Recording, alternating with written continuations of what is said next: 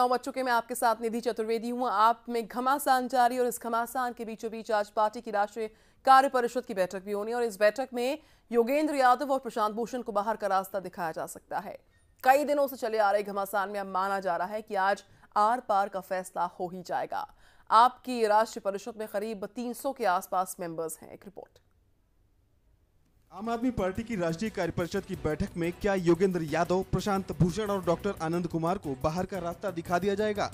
शुक्रवार को केजरीवाल की कथित आवाज वाला एक ऑडियो टेप आया, जिससे साफ जाहिर होता है कि अभिनेताओं के लिए आम आदमी पार्टी में रहना मुश्किल है।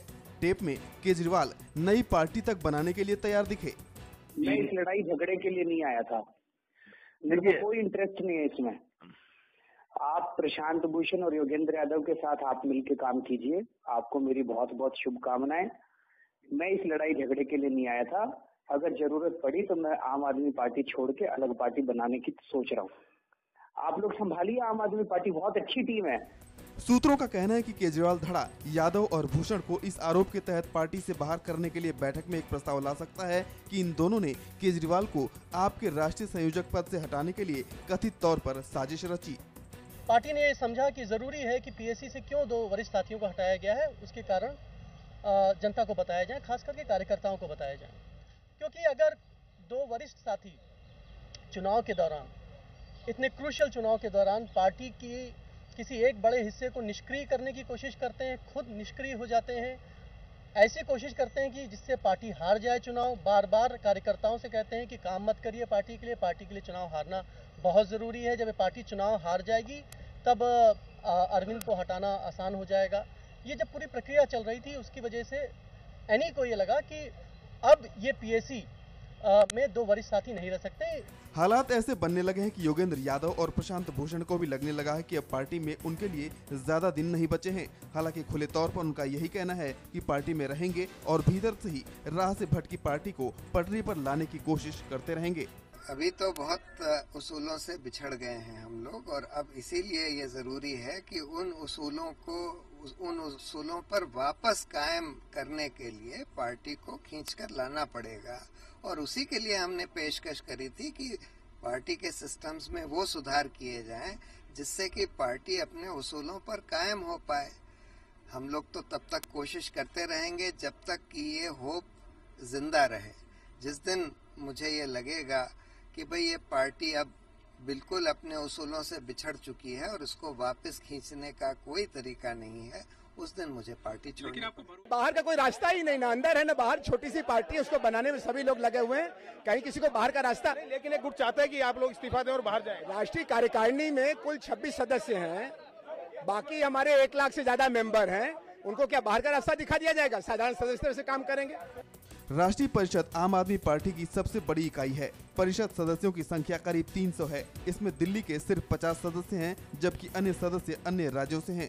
बताया जाता है कि ज्यादातर सदस्यों को योगेंद्र यादव ने ही परिषद में शामिल कराया है। ऐसे में योगेंद्र के भी समर्थकों की कमी नहीं है, लेकिन केजरीवाल पार्टी का चेहरा है और ऐसे में वो अड़ गए तो विरोधियों की आवाजें दब सकती हैं। न्यूज एक्सप्रेस के लिए दिल्ली से अतुल सिंघल के साथ ब्यूरो रिपोर्ट। दिल्ली में सत्ता हासिल करने के बाद से आम आदमी पार्टी में वर्चस्व की लड़ाई चरम पर है। पार्टी के संयोजक अरविंद केजरीवाल का एक और कथित स्टिंग सामने आया और इस टेप में केजरीवाल ने प्रशांत भूषण, योगेंद्र यादव खेमे के 2 नेताओं आनंद कुमार और अजीत झा के खिलाफ अपशब्दों का इस्तेमाल भी किया है। और इस ऑडियो टेप की अभी फिलहाल पुष्टि तो नहीं हुई है, लेकिन इस ऑडियो टेप के जारी होने के ठीक बाद पार्टी जो है वो केजरीवाल के बचाव में मैदान में आ गई है, मैदान में कूद पड़ी है। तो वहीं बीजेपी और कांग्रेस को अच्छा खासा मौका फिर मिल गया हमला करने का आप पर। आम आदमी पार्टी में एक बार फिर से स्टिंग बम फूटा है और इस बार भी केजरीवाल को लेकर कई खुलासों के दावे किए गए हैं। केजरीवाल की कथित आवाज वाले इस टेप में उनकी अलग पार्टी बनाने की मंशा का भी जिक्र है। ये ऑडियो टेप कथित तौर पर अरविंद केजरीवाल और आम आदमी पार्टी के ही एक नेता उमेश सिंह के बीच बातचीत का है। प्रोफेसर आनंद कुमार, पिछले 4 दिन में प्रोफेसर आनंद कुमार और अजीत झा ने जो कमीनपंथी करी है, मतलब इतना कमीना।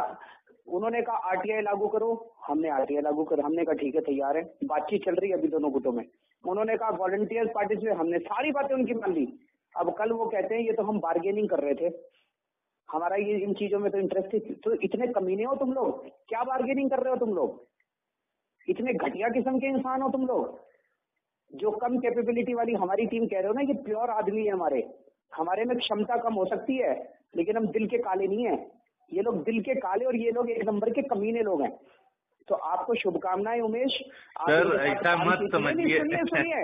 सुनिए, मेरे को इसके ऊपर और कोई चर्चा नहीं करनी है, इसलिए मैंने अलग कर रखा है। अब ये देख लेते हैं क्या करने हैं, नहीं तो मैं अपने 67 MLA लेके अलग हो जाऊंगा।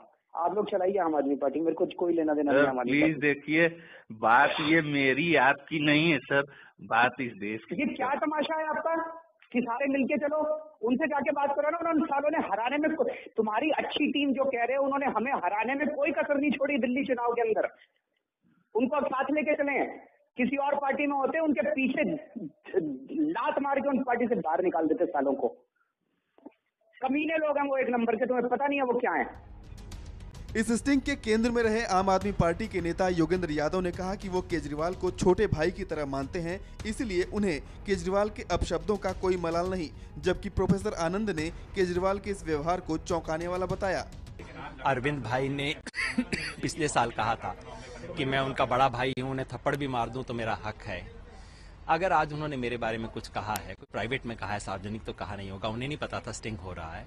अगर कुछ कहा तो मेरा छोटा भाई है, उसका हक है। कम से कम उस हिस्से के बारे में मुझे कोई एतराज नहीं है, मुझे कोई शिकायत नहीं। इसको सुन करके मैं स्तब्ध हूं, और ये मेरी अपनी मर्यादा और अनुशासन से बहुत नीचे की चीज है। इस पर मेरे लिए से आदमी का कुछ भी कहना संभव नहीं है। स्टिंग का दावा करने वाले उमेश सिंह का कहना है कि कुछ लोगों ने केजरीवाल के मन में जहर भर दिया है, जिसकी वजह से अब पार्टी में सब कुछ आसानी से नॉर्मल होने वाला नहीं है। मुझे उन बातचीत और रिकॉर्डिंग देखने के बाद ये लगा कि इनके मन में पूरा विष कुछ लोगों ने भर दिया है। तो वो लोग भी एक्सपोज होने चाहिए और वो मुद्दे भी अपनी जगह दृढ़ रहने चाहिए, ताकि चीजें ठीक से आगे बढ़ सके, जिसके लिए सारे लोग, पूरा देश एकत्रित हुआ था। केजरीवाल का